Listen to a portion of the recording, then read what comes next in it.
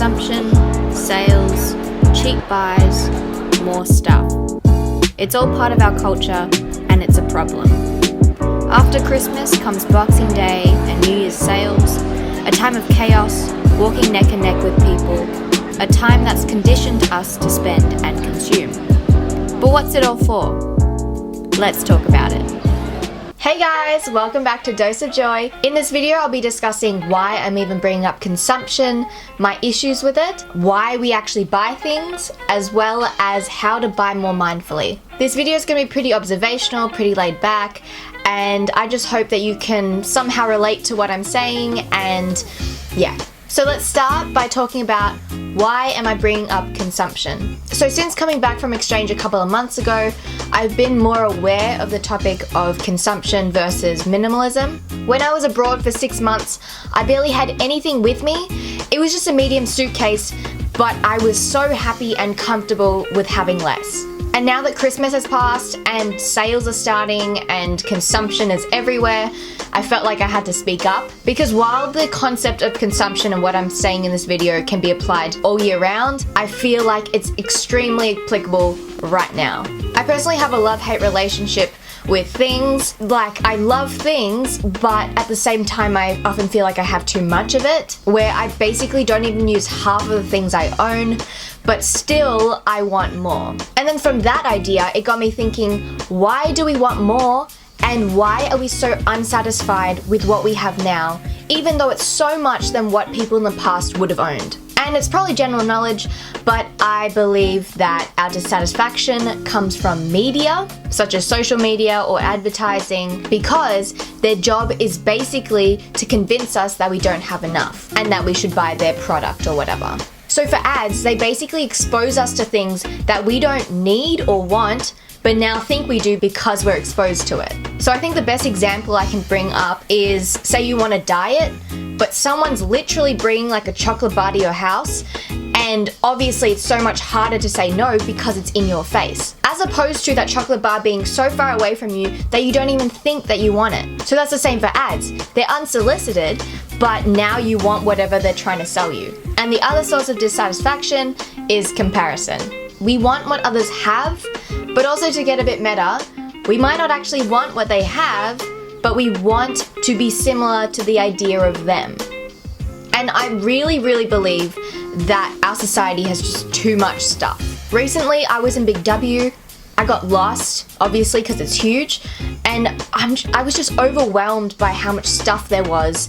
And especially when I walked past the kids section, there was just an infinite amount of toys and everything, which did not surprise me, because if ads are going to target someone, they're going to target kids, because kids are going to want everything.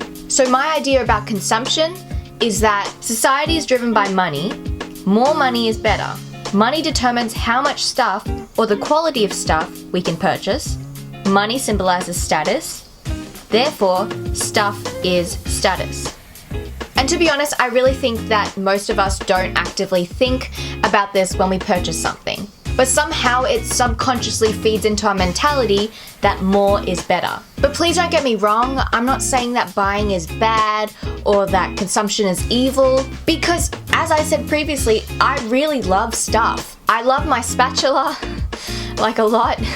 I also love my socks, stuff that is materialistic, but that I still love. But I have issues with consumption when it has to do with some of these things.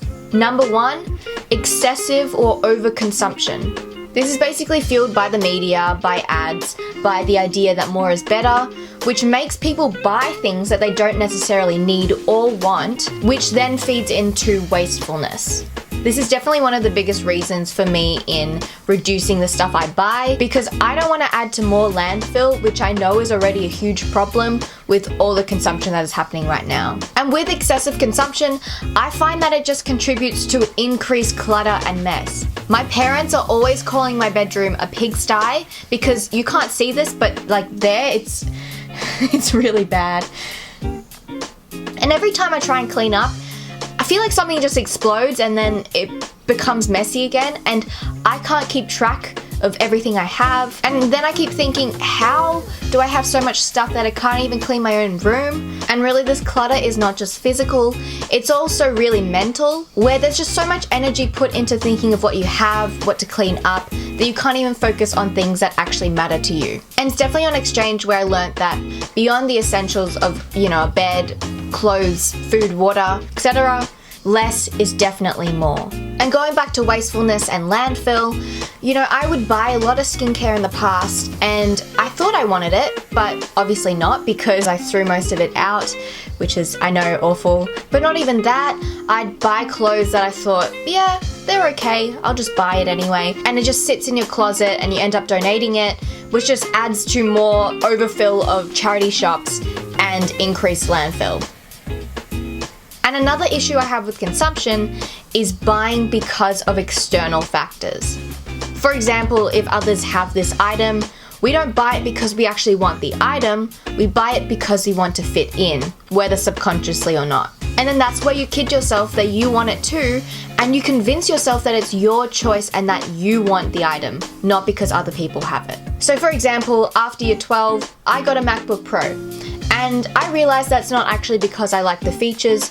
To be honest, I didn't even research anything about it. All I knew was that other people around me had shiny, pretty computers, and I wanted that as well. And this extends to the whole idea of trends, and can extend to things like fashion trends, where if everyone around you is buying these products, you feel inclined to do it as well. There is also the idea that we buy things we don't want to impress people we don't like. And I associate this most with phone upgrades. When our phone is working perfectly fine, but we still get an upgrade, and this is disregarding people who have plans or whatever, it's the prestige, it's the idea that you are getting in first for a new technology or whatever that is fueling your consumption. And another reason that I forgot to add is like what I said earlier about wanting to fit in. And the last issue of consumption that I will share in this video is buying for the sake of buying. One of the examples I love to bring up is the idea of conditioning. And you might be thinking, what? But what I mean is things like Christmas, Boxing Day, Black Friday, all of those periods of the year have basically conditioned us and are cues for us to buy things when we don't even want to or need to. And because consumption is highest when sales are occurring, I decided to look at the psychology of sales shopping. So things that motivate us to buy during sales, first of all, has to do with FOMO. And this applies to things like clearance items that you will not be able to get again. If the price is low, plus you probably won't have a chance to get it again, you are highly likely to buy it whether you want it or not. Secondly, we let price determine the value of an item. As soon as something's discounted, we're more likely to buy it because we're buying the item at a better value than what it was originally. Also, sales shift our attention to what we're saving as opposed to what we're spending. So if you're buying something that is $30 off that was originally $100, you're not focusing on the $70 that you'll pay, you're focusing on the $30 that you'll save. So another reason why I think we shop is the idea that, oh, I haven't bought in a while, I guess I will now. Where we don't actually want the thing that we buy, but we want the experience of buying it, to simply buy something.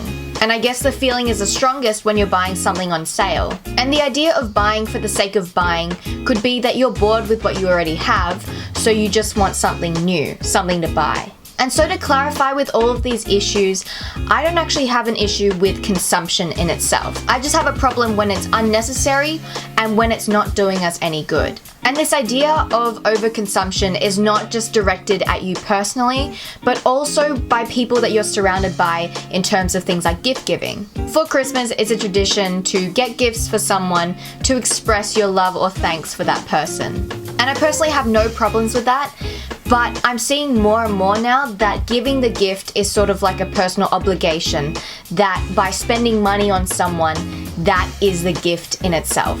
This gift might not be personalized, or the person receiving this gift might not find any value from it, which then contributes to landfill issues and wastefulness. Nowadays, a gift has a connotation that it is, nicely wrapped, it's physical, it's bought, and that's how you show that you care for someone. And I also just want to add that society has made us think that the more someone spends on you, the more they care about you, which is totally just ridiculous.